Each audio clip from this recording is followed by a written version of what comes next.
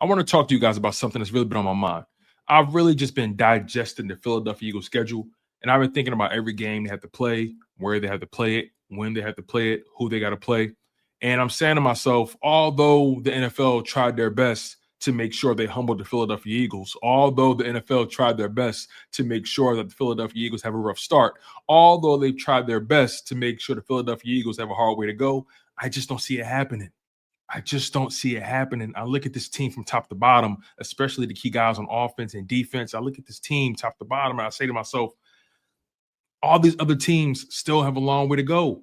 Yeah, the NFL was trying to test the Philadelphia Eagles, but I look at it like this. We're the test.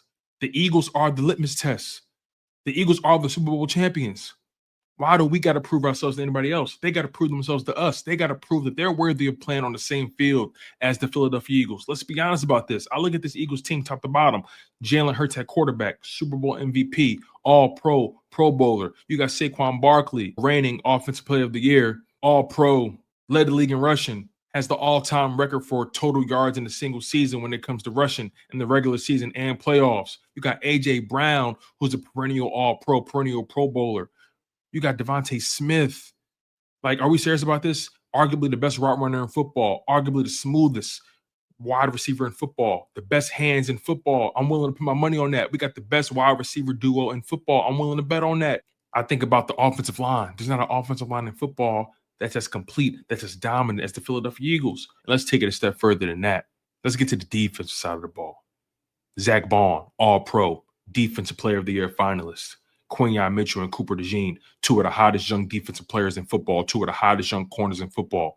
Nolan Smith, who had an amazing playoff run, 4 sacks in the playoffs, 10.5 sacks on the whole season. You got Jalen Carter, the most dominant D tackle in football. I'm willing to argue about that.